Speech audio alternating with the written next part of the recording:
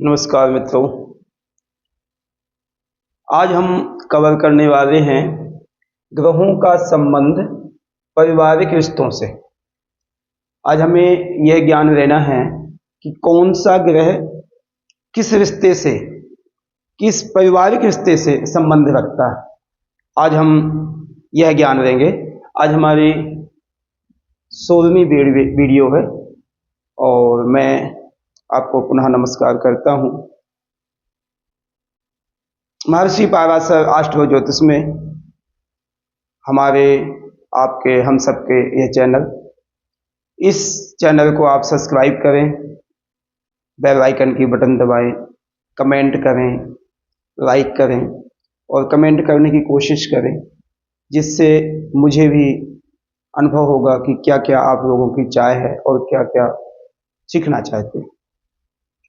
तो आज मैंने आपको बताया पारिवारिक ग्रहों के संबंधों से, आज हम रिश्तों के संबंध से हम सारे ग्रहों का विवेचन करेंगे और हम इसमें से ये देखेंगे कि कौन से ग्रह से हम क्या संबंध रखते हैं। इसका कहने का, ये वीडियो बनाने का और ये चैप्टर लेने का मेरा मतलब ये है कि हम सब अपने अपनी कुंडलियों में, अपने अपनी राशियों से यह देखें कि कभी कभी ऐसा होता है कि दोनों ही अच्छे होते, पिता और पुत्र दोनों अच्छे होते, कोई ऐसा विचार नहीं, मगर विचार नहीं मिलते, दिक्कत होती विचारों में। यदि पिता घर आ गया तो पुत्र निकल जाएगा, ये पुत्र आ गया तो पिता निकल जाएगा, आपस में विचार नहीं मिलेंगे। यदि एक साथ बैठे होंगे तो बहस हो जाएगी या कोई ऐसी दिक्कत आ जाती। एक पिता से ही नहीं, माता से हो गया, स्त्री से हो गया, भाई से हो गया, पुत्र से हो गया, सब संबंध हमें रखने। तो हम सबसे पहले आज इसी को डिस्कस करेंगे। डिस्कस करना हमें यह है कि हम अपने खुद की कुंडली में और अपने सगे संबंधियों की कुंडली में हम यह देखें, हम यह ज्ञान करें कि हमारा कौन सा ग्रह, यदि आप यह देखें, यदि पिता से संबंध नहीं तो हम अपना खुद की विवेचन करें कुंडली का कि क्या सूर्य खराब है, ये सूर्य की स्थिति अच्छी नहीं है, क्यों हमारे पिता से संबंध अच्छे नहीं बन रहे, क्यों माता से संबंध क्यों नहीं हमारे अच्छे बन रहे, भाई से संबंध क्यों है, क्योंकि आपस में भाइयों का बिगाड़ पैदा होता है, क्यों होता है, या भाई को नुकसान क्यों हो रहा है, या भाई का शारीरिक कष्ट क्यों है। ये भी सब विचार इन्हीं ग्रहों से ही होता है। तो आज हम सबसे पहले देखेंगे, ये सभी ग्रह लिखे हुए हैं, सूर्य, चंद्र, मंगल, बुध, बृहस्पति यानी गुरु महाराज, शुक्र, शनि, राहु और केतु, नंबर वाइज लिखे हुए हैं सभी ग्रहों का। हम एक एक करके सभी ग्रहों का विवेचन करेंगे। जैसे हमारे सूर्य है, सूर्य हमारे पिता का कारक है और जब भी हम सूर्य की, पिता की बात करते हैं तो सबसे पहले हम सूर्य को ही देखते कुंडली में। सबसे पहले हम जो कभी कुंडली को देखना है या कोई क्वेश्चन आता है पिता से संबंधित, तो हम सबसे पहले सूर्य को देखते हैं। सूर्य को देख करके पहले कुंडली में सूर्य को देखते हैं और सूर्य को देख करके ही हम उनको विचार करके अपना बताते हैं कि इस कारण से आपके दिक्कत आ रही है। तो सूर्य हमारे पिता के कारक है और सूर्य यदि हमारा नीच का होगा तो पिता को कष्ट भी हो सकता है, पिता को बिजनेस से संबंधित परेशानियां भी हो सकती हैं, प्लस पुत्र और पिता के आपस में मतभेद भी हो सकते हैं। दसम भाव का भी विचार करते हैं, आगे चैप्टर में बताऊंगा, मगर ग्रहों का आज हम संबंध रख रहे हैं तो पारिवारिक रिश्तों से ग्रहों का संबंध, तो हम सूर्य से संबंध रखेंगे, ठीक है। तो पिता का जो विचार हमें करना है तो सूर्य से करना है, ठीक है। दूसरा हमारा हो गया चंद्रमा।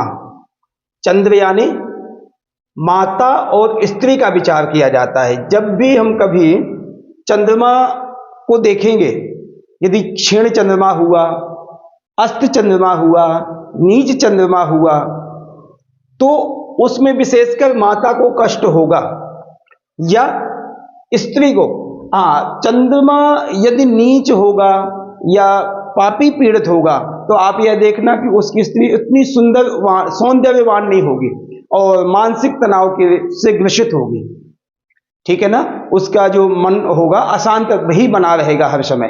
तो यह माता और स्त्री का विचार हम चंद्रमा से करते हैं। तो चंद्रमा को हमें देखना है, क्या हमारा चंद्रमा नीच का तो नहीं है, चंद्रमा हमारा क्षीण तो नहीं है, ठीक है। तो ये स्थिति पापी ग्रहों से ग्रसित तो नहीं है। यदि हम यह देखेंगे तो हमारा इनसे माता और स्त्री से संबंध अच्छे बनेंगे और अच्छे रहेंगे। तीसरा हमारा हो गया मंगल। मंगल हम किसका विचार करेंगे, भाई और पुत्र का। विशेषकर भाई का विचार करते हैं। जिस व्यक्ति का मंगल बहुत स्ट्रांग होगा, तृतीय या एकादश भाव में बैठा होगा, तो उससे छोटे और बड़े भाई का विचार करते हैं। जो तृतीय भाव में पीड़ित होकर के या नीच भाव में बैठा होगा मंगल, तो वहां पर वो नुकसान करेगा, भाई के लिए, हेल्थ के लिए स्पेस में नुकसान करेगा, संबंधों को बिगाड़ पैदा करेगा। तो आप यह अपने ही कुंडली से विवेचन करिए, उसको चार्ट बना करके देखिए कि क्या आपकी कुंडली में तृतीय भाव में कोई ग्रह है।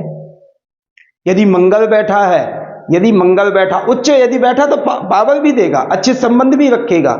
यदि शुभ ग्रहों से साथ में बैठा है तो आपको उसका फायदा भी बहुत होगा। अच्छे भाई से संबंध अच्छे होंगे, फिर उसके बाद पुत्र का संबंध भी अच्छा होगा, उसमें पुत्र बलवान होगा, ऐश्वर्यवान होगा, ऊर्जावान होगा। ये सब पुत्र का भी संबंध मंगल से ही देखते हैं, ठीक है। अब हम आ गए चौथे नंबर में बुध में। बुध का हम विचार, बुध ग्रह से किस किन का विचार करते हैं, मामा, मासी, भांजा, मित्र आदि सुहृद संबंधियों का। सुहृद संबंधी यानी जो बहुत ज्यादा नजदीक हमारे संबंधी है, जो हमारे दोस्त भी हो सकते हैं, और दोस्तों में बहुत ज्यादा जो क्लोज होते हैं, उन दोस्तों का भी विचार कर सकते हैं आप बुध ग्रह से। यदि बुध आपका अच्छा है, बुध ग्रहों की स्थिति अच्छी है, बुध ग्रह की अच्छी है, मित्र क्षेत्री है, मूल त्रिकोण का स्वामी है, केंद्र में बैठा है, ऐसी स्थिति अच्छा, तो उसमें मामा, मासी, भांजा, मित्र आदि का विचार हम बुध से करते हैं। अब हम बृहस्पति यानी गुरु महाराज का, गुरु महाराज का पुत्र, विद्या एवं पति सुख। पुत्र का विचार हमें पंचम भाव के कारक है, जैसे मैंने पिछले वीडियो में बताया था। तो पुत्र, विद्या एवं पति सुख। यदि आप यह देखिए कि हमारी सबसे पहले नजर कुंडली में जाएगी, यदि एजुकेशन से संबंधित कोई ग्रह है तो सबसे पहले है बृहस्पति। बाकी ग्रह भी पावर डालते हैं, ऐसा नहीं है, मगर बृहस्पति का पावर बहुत ज्यादा होता है। और इसमें धर्म करने वाला, पिता का आज्ञाकारी, पुत्र से संबंध अच्छे रखना, विद्या ग्रहण अच्छी करना, धार्मिक संस्थाओं के साथ सहयोग रखना, उनको सहयोग देना, सब तरह से। तो ये इसका विचार हम पुत्र से बृहस्पति से करते हैं। उसमें पुत्र हो जाएगा, विद्या एवं पति सुख। पति सुख में भी वृद्धि होती है यदि बृहस्पति अच्छे उच्च ग्रह, उच्च राशि में, अपनी कर्क राशि में बैठे हैं और सप्तम भाव में दृष्टि आदि डालते हैं, उसका बहुत पावरफुल होता है। और उसमें उस बेटी को, उस स्त्री को पति सुख अवश्य मिलता हो, ज्यादा से ज्यादा मिलता, अच्छा मिलता, ठीक है। तो हमारा हो गया बृहस्पति। अब हमारा आ गए शुक्र। शुक्र हमें स्त्री का सुख देते हैं। आप यह देखिएगा, जितना मेल ग्रह में, बेटे के ग्रह में, यदि पुरुष के ग्रह में शुक्र अच्छा पावरफुल होगा ना, तो ऐश्वर्य तो देता है, सुख साधनों में बढ़ोतरी करता है, धन की बढ़ोतरी करता है, मगर सुंदर, सुशील, अच्छी स्त्री मिलती है जिस व्यक्ति का शुक्र अच्छा होगा। रिच तो होगा, पावर भी होगा, धन इकट्ठा करने वाला होगा, खर्चीला भी होता, अच्छा खर्चा भी करता है, दिल खोल कर व्यक्ति खर्चा करता है, तो उससे शुक्र से संबंध रखता है स्त्री सुख। यदि, और एक स्वाभाविक ये है कि यदि आपके घर में धन है, सब कुछ है, मगर यदि घर में स्त्री अच्छी नहीं है, स्त्री का सुख नहीं है, तो वह धन किसी काम का नहीं है। तो इसलिए शुक्र का हम विचार जो करते हैं, स्त्री सुख से करते हैं, पत्नी से करते हैं, उसका सुख हमें शुक्र से मिलेगा, ठीक है। अब हमारा सेवंथ शनि। शनि जो हमारा है, कर्मचारी वर्ग को है, कर्मचारी यानी रूरल व्यक्ति को, जैसे आप कोई बिजनेस करते हैं या सरकारी नौकरी करते हैं, नौकरी करते कोई भी नौकरी करते हैं, तो आपसे जो लो कैटेगरी के लोग होंगे, यदि आपका शनि संबंध अच्छा है, शनि उच्च का है, शनि की दृष्टि अच्छी है या शनि शुभ ग्रहों के साथ अच्छा है, तो उससे क्या फायदा होगा, आपका कर्मचारी वर्ग अच्छा होगा, आपके उनसे संबंध अच्छे होंगे, आप उनकी रिस्पेक्ट करेंगे, वो उनकी रिस्पेक्ट, ठीक है। तो अच्छी रिस्पेक्ट मिलेगी, इज्जत मान सम्मान मिलेगा कर्मचारी वर्ग से, तो शनि से हम ज्ञान लेते हैं। उसके बाद हमारे हो गए राहु। राहु हम विचार करते पितामह। पितामह मतलब हो गया दादा पक्ष, दादा दादी, दादा दादी के भाई बहन, जो कुछ भी है, दाद का परिवार यानी माता पिता का परिवार, ठीक है। तो हमारे जितने भी परिवारीजन होंगे वो राहु से फायदा कराते हैं। राहु यदि आपका पीड़ित होगा, ज्यादा नुकसानदायी होगा, तो उन परिवारों से आपको मतलब ही नहीं होगा, सेल्फ डिफेंस, अपने से ही मतलब होगा। यदि राहु बहुत अच्छी स्थिति में बैठा है तो आपको यह फायदा होगा, वह परिवार आपकी इज्जत भी करेगा और आपका मान सम्मान भी मिलेगा उससे, कि हाँ यार वो बच्चा अच्छा है। क्यों? क्योंकि राहु की स्थिति अच्छी होगी। ओके, अब हो गया हमारा 9th केतु। केतु मातामह। मातामह मतलब नानका परिवार, नाना के परिवार से, जिससे नाना नानी आदि परिवार, उनके जो भी फैमिली आदि रिलेशन संबंध होंगे, तो वह हम केतु से विचार करते हैं। जिस व्यक्ति का केतु अच्छा होगा, केतु की ग्रह की स्थिति अच्छी होगी, तो उससे मातामह यानी नाना परिवार से सारों के संबंध अच्छे होंगे। तो ये ग्रहों की, हमारे सभी ग्रहों की विश्लेषण हो गया परिवार ग्रस्तों से।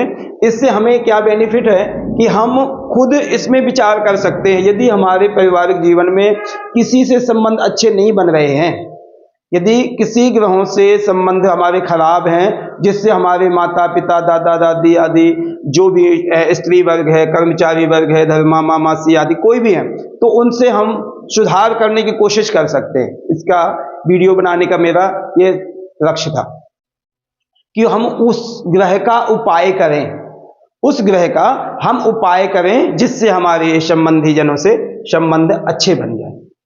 और जैसे हमारे पिता से तो सूर्य का, चंद्रमा से मंगल, इसी प्रकार से अब हमें शॉर्ट में ये मैं उपाय बताऊंगा आगे वीडियो में। तो ये सब संबंध अच्छे रखने के लिए इनका उपाय करें, इनकी प्रेरणा करें, इन मंत्रों का जाप करें, जिससे हमारे अच्छे संबंध सभी ग्रहों से, सभी रिश्तों से अच्छे बन जाएंगे। ठीक है, धन्यवाद। आपको मैं रिक्वेस्ट यही करूंगा कि आप हमारे इस वीडियो को, इस चैनल को बढ़ावा दें, और बढ़ावा देने के साथ सब्सक्राइब करें, बेल आइकन की बटन दबाएं, कमेंट अवश्य करें, जिससे यदि कोई कमियां रह जाती हैं तो वह आप कमेंट करेंगे तो उससे मुझे और सहयोग मिलेगा और मुझे पावर मिलेगा कि हाँ मैं ये कर सकता हूँ, ऐसा कर सकता हूँ। ठीक है, धन्यवाद।